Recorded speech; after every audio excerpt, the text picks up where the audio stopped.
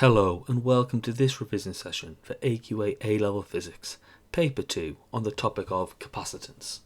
So if we've been successful and we've learnt in today's lesson, we should be able to answer A-Level Physics examination style questions, assess our understanding on A-Level Physics and understand what topics we need to improve upon for A-Level Physics. So how should you prepare for this revision session? When you complete your work in this revision session, divide your piece of paper into two sections. Make the section on the left hand side larger than the right hand side, and in this left hand side section write down your working out and answers to the questions in the revision session. When you're doing this, make sure to write in full sentences and show the full working out. Whilst in the right hand side, write down any bits of information which you find useful, any hints and tips on answering questions from this revision session. At the end of the revision session, write up these notes into a revision sheet for you to use independently. So how should you be revising for A-Level Physics? The first step is to learn the key facts, so use things like revision guides, class workbooks, student prep notes and the textbooks to learn the key ideas of the course. You may wish to write out mind maps or notes yourself. Next, test yourself. Use Caboodle, Seneca, the student knowledge checker to quickly test your own knowledge, and you may wish to do this from your own cue cards. Then finally, practice exam style questions. So use exam prep books, homework books, supervised study books, additional workbooks to answer examination questions and mark your own work. And you may wish to download your own past papers to do this. So you should be learning the key facts, testing yourself, and then practicing exam style questions. So what are the key facts to do with capacitance? Well, capacitance has the definition of capacitance to be the charge over the potential difference. Now the capacitance of a parallel plate capacitor is equal to the area of the plates times by the permittivity of free space times by the relative permittivity of the dielectric constant divided by the separation of the two plates. Now there is dielectric action that takes place in a parallel plate capacitor. So the dielectric contains polar molecules which align in an electric field, reducing the field strength and increasing the capacitance of the capacitor. Now we can actually work out our energy stored in a capacitor with the equation E is equal to a half times by QV, or a half times by CV squared, or a half times by Q squared over C, and this can be derived from the area under a QV graph. Now we can also look at capacitance charge and discharge, where you know that for graphs of charge, voltage or current against time, for charging shows an exponential increase and for discharging shows an exponential decay. Now it's also important to note that the time constant is the time it takes for a value to change significantly, where it tends to drop to 37% of its initial value. Now the time taken to half is equal to 0.69 times by the time constant. Now our key equations for discharge are Q equals Q0 e to the power minus t over RC, and for charging Q equals Q0 times by 1 minus e to the power minus t over RC. So with that, let's have a look at some general check questions to do with capacitance. So the first question says, what is happening for a capacitor plate to become negatively charged? Pause the video now, then unpause the video when you want to go through your answer. Well, a capacitor plate will become negatively charged when electrons are flowing through the circuit and being deposited onto the negatively charged plate.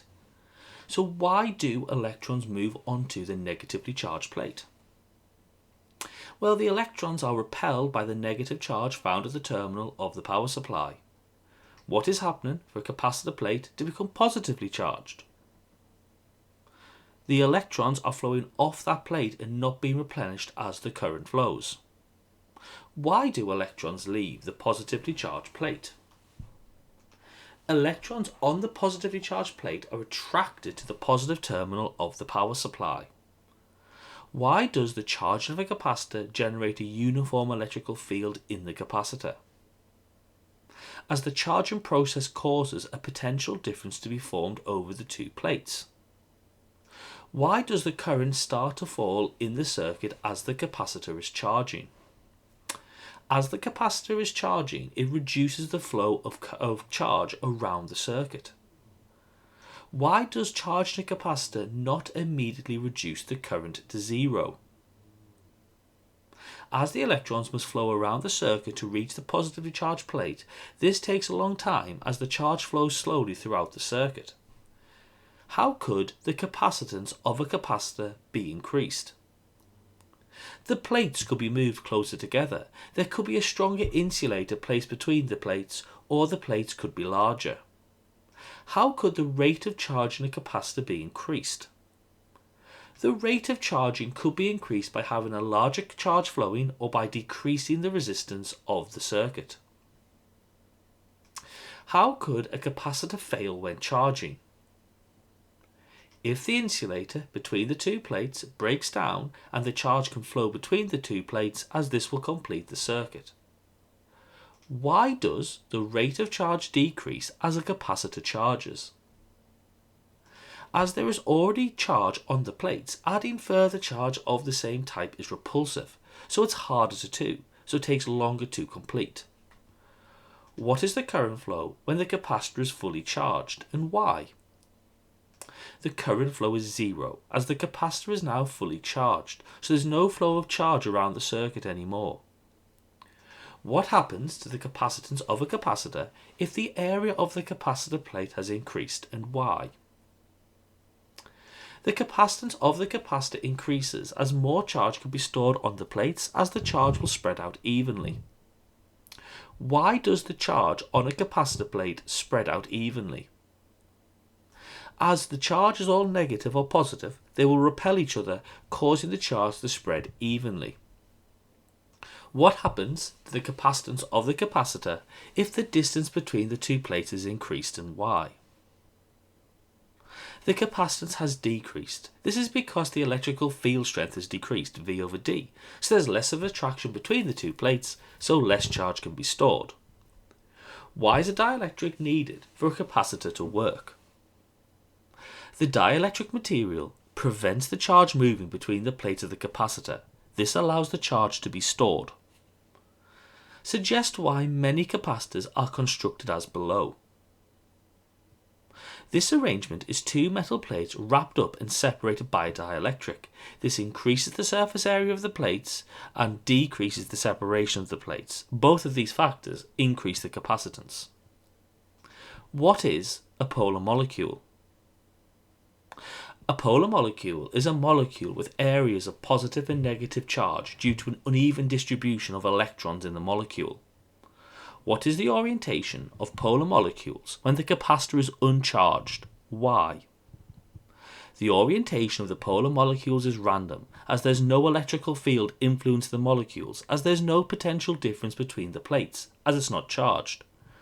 What is the orientation of the polar molecules when the capacitor is charged, and why?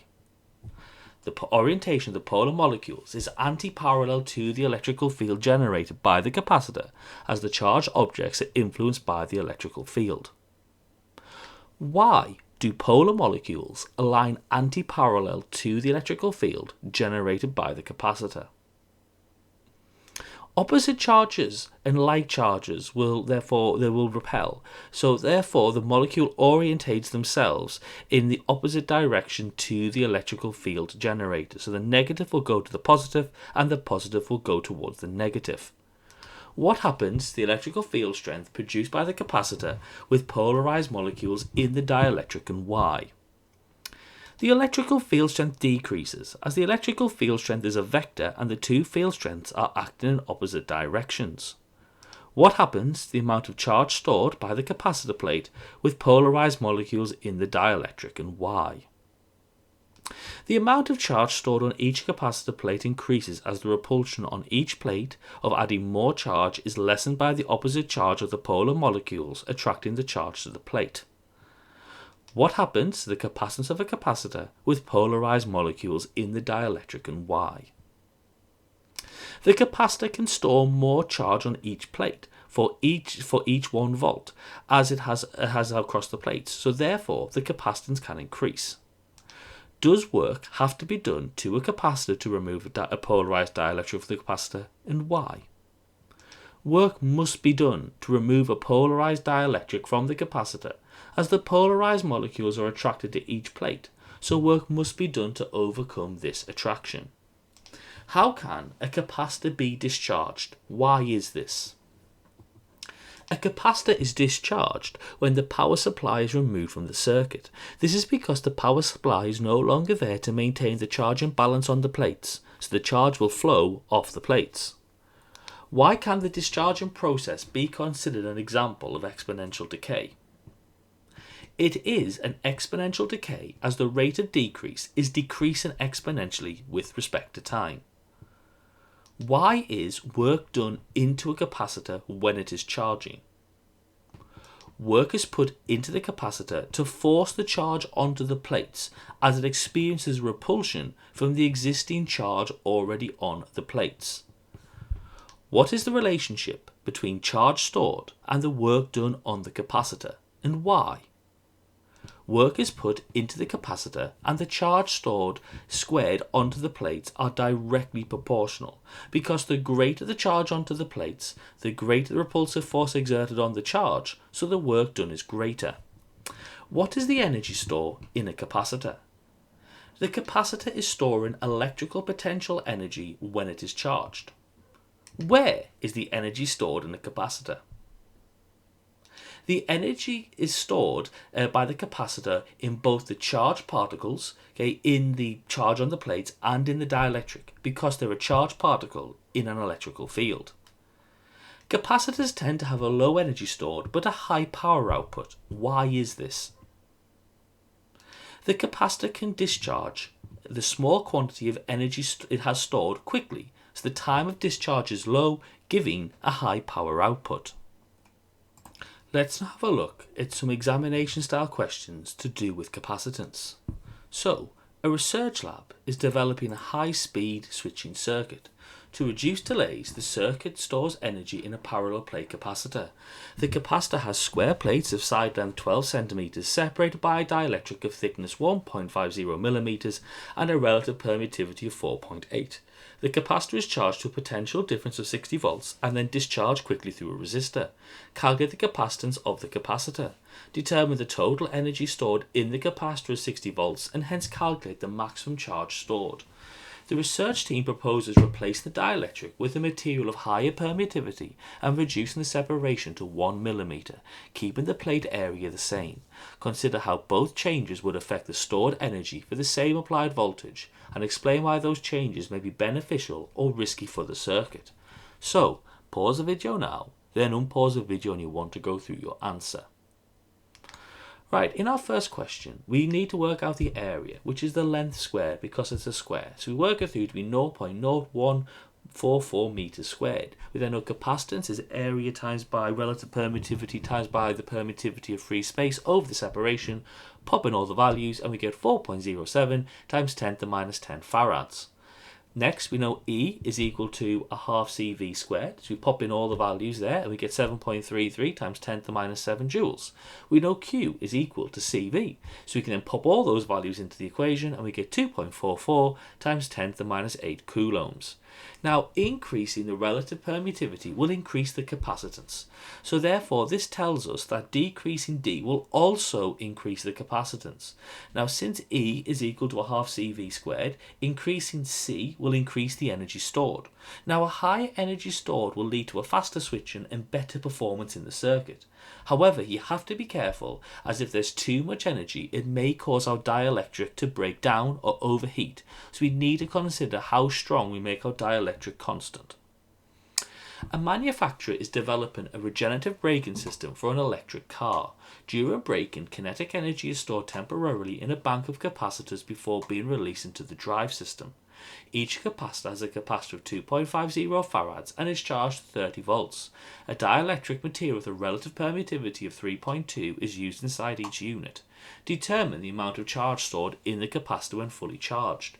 During one braking event, the car's kinetic energy decreases by 90 kilojoules, which is captured by a bank of 100 identical capacitors. Determine whether this bank can store all of the energy from the braking and justify your answer. Now, the designers are considering increasing the relative permittivity of the dielectric while keeping voltage and geometry the same. Discuss how this change would affect the energy storage. So, pause the video now, then unpause the video when you want to go through your answer. Right, in this one, we know that energy is equal to a half CV squared. So you can work out what your energy will be by doing a half times by 2 times by 30 squares, 1,125 joules. We can then use this information, work it all through to get out our charge by saying Q equals CV. So 2.5 times by 30 is 75 coulombs. Now we know the total capacity is going to be 100 times by the energy we've previously calculated, because there's 100 of them, so it's 112,500 joules. Now the break-in energy is 90,000 joules, so the bank can store more than the required energy, so it will be able to do this. Now again, increasing the relative permittivity increases our value, since E equals a half CV squared. Increasing C will be from increasing E, so therefore, increasing the relative permittivity, so therefore it increases the energy stored.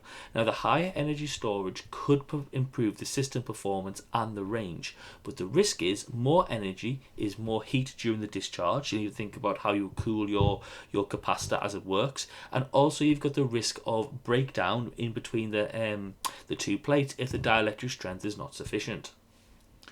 A paparazzi photographer uses a high-speed camera flash powered by a parallel plate capacitor. The capacitor consists of square plates of side 4 cm, separated by a dielectric of thickness 1.20 mm and a relative permittivity of 5.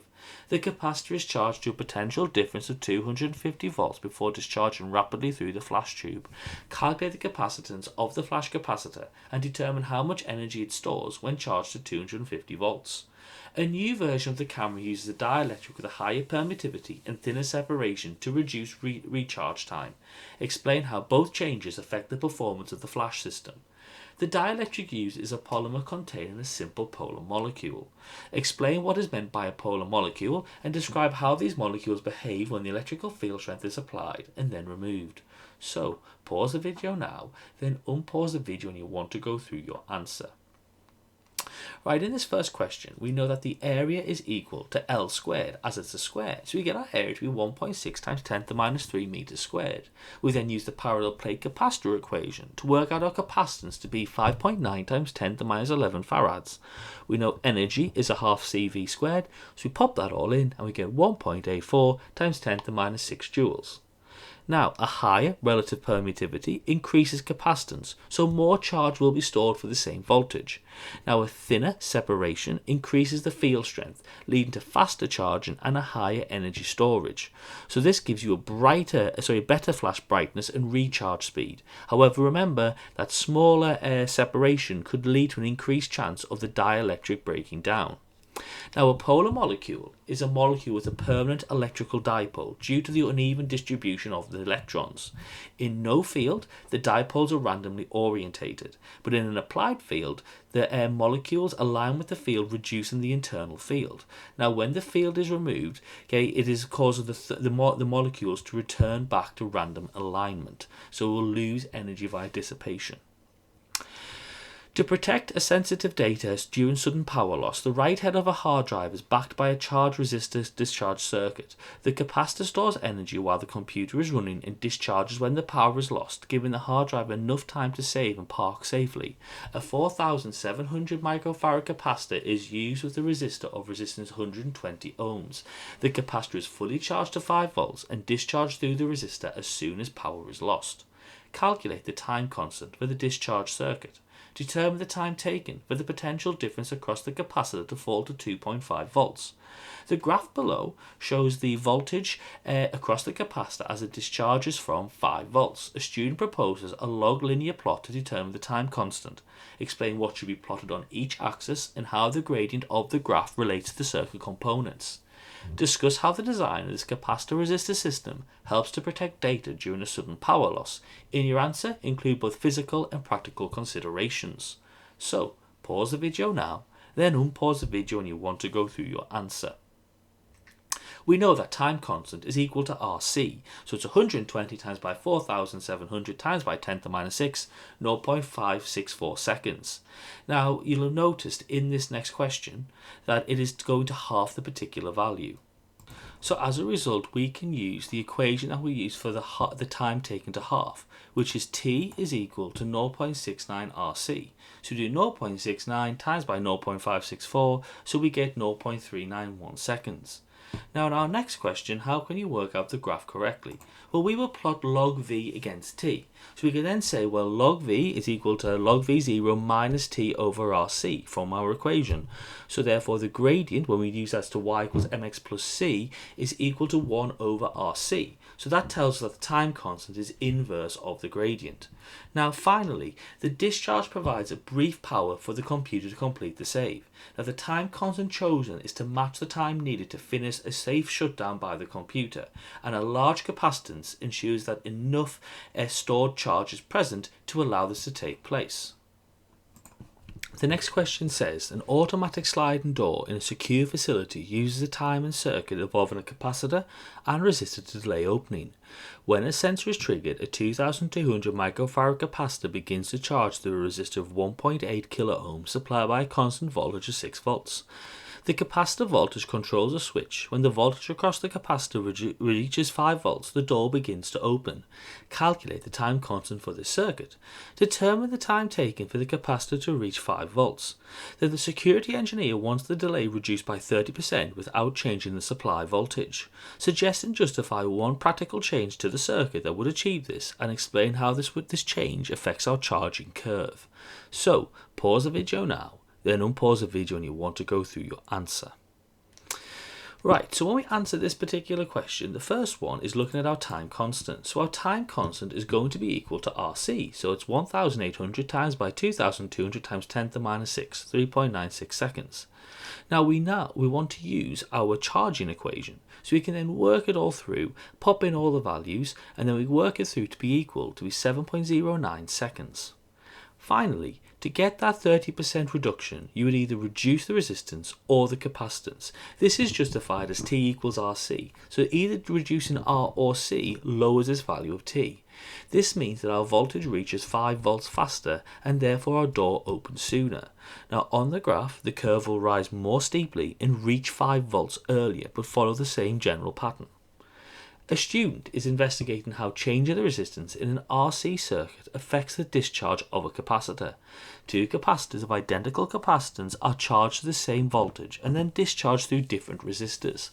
The graph below shows how the potential difference across each capacitor varies with time. Explain which capacitor is discharging through the greater resistance and justify your answer with reference to the graph. Now use the values from the graph to estimate the time constant T for curve A. Then the student suggests that the area under each curve represents the energy transfer during the discharge. Evaluate the suggestion and discuss how the area under two curves would compare. So pause the video now, then unpause the video when you want to go through your answer. Right, in our first one, what do we know? We can work everything through. So what we can see from the graph is that curve B discharges more slowly than curve A. The slower discharge implies a larger time constant because T equals RC. Now since C is constant, this tells us that B must have therefore the greater resistance.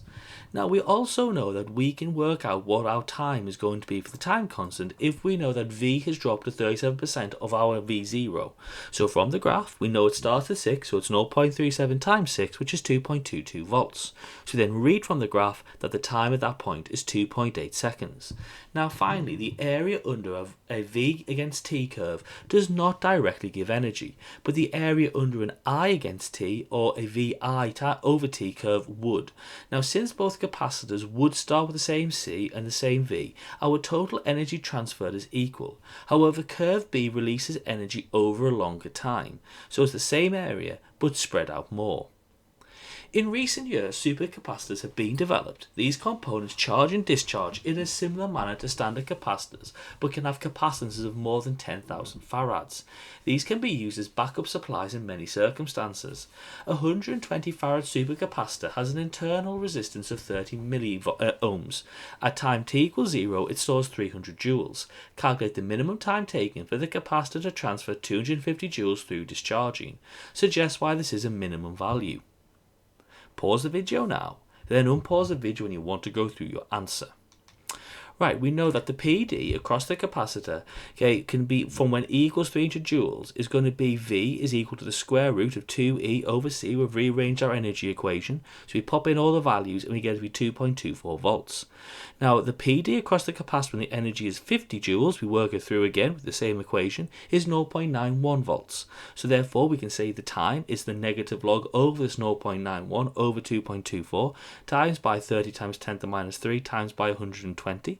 So therefore it's 3.2 seconds. Now this is a minimum value because there's no external load acting on the circuit. This question is about a charging capacitor in a circuit with two resistors in series. Show that the time constant of the circuit is about 15 seconds. Then the graph in figure 2.3 shows how the PD across the capacitor varies with up to 5 time constants. Add a line to the graph that shows how the PD across the 4.7 kilo ohm resistor varies with time. Add another line to show how the PD across the 2 kilo ohm resistor varies with time. Label the lines. Then calculate the time it takes from the start of the charging for the PD across the capacitor to reach 5 volts. So pause the video now, then unpause the video when you want to go through your answer. Right, so in this answer, how do you work it through?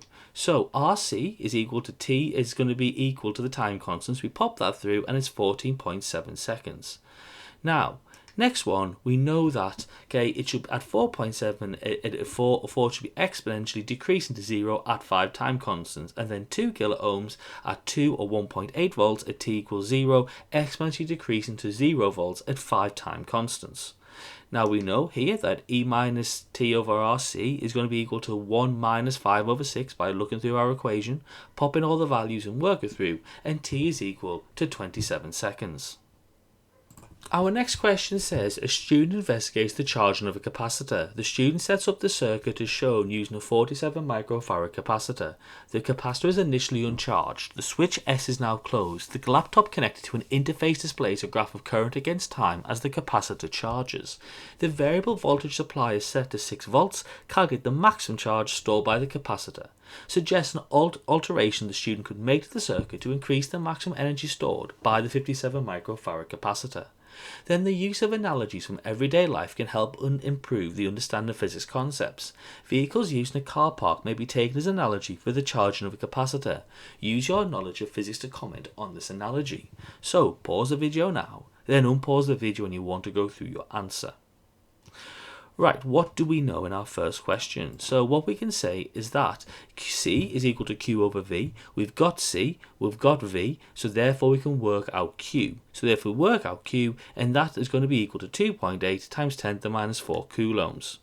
Now how could you increase the maximum energy stored? Without changing the capacitor, the easiest way is to increase the supply voltage, as E is equal to a half CV squared. Finally, how can you work out the next one? Well, think about the capacitor as the car park. A capacitor is likened to the car park, so just as a car park can store a certain number of cars, a capacitor can store a certain amount of electrical energy in the form of electrical charge. Think of the charge of the capacitor. When the car park is empty, it's akin to a discharged capacitor. As cars enter the car park, it represents the process of charging the capacitor. When a capacitor is connected to a voltage source, electrical charge accumulates on its plates, like cars filling up the parking lot. The voltage is like the parking spaces. The voltage across the capacitor can be likened to the number of parking spaces in the car park. A higher voltage means a greater potential difference and more parking spaces for the cars to accumulate. However, the issues are the dielectric material. Real capacitors often have a dielectric material between their plates, which affects their capacitance. This is not represented in the analogy. The discharge process. It doesn't cover the discharge process of a capacitor, where stored energy is released. There's no representation in our image of the cars leaving the parking lot. And then finally, electrical fields and potential energy. It doesn't delve into the idea of electrical fields and potential energy, which are fundamental concepts in understanding how the capacitor behaves. A student carries out an experiment investigating the charge of a capacitor using the circuit shown. Describe how the results of this experiment are obtained and used to show how the voltage across the capacitor varies with time when the capacitor is charging. The capacitor is initially uncharged. The variable voltage supply is set to 12 volts. Switch S is closed. The capacitor becomes fully charged. Calculate the maximum energy stored by the capacitor. Then suggest an alteration the student could make to this circuit to increase the maximum energy stored by the 47 microfarad capacitor. So pause the video now, then unpause the video when you want to go through your answer. Right, so you would close the switch and then take readings on the voltmeter at regular time intervals. You would then plot a graph of voltage against time. We know E is equal to a half CV squared, so you pop in the values and E is equal to 3.4 times 10 to the minus 3 joules. Finally, we can't change the capacitance of the capacitor, so to increase the energy, we increase the supply voltage.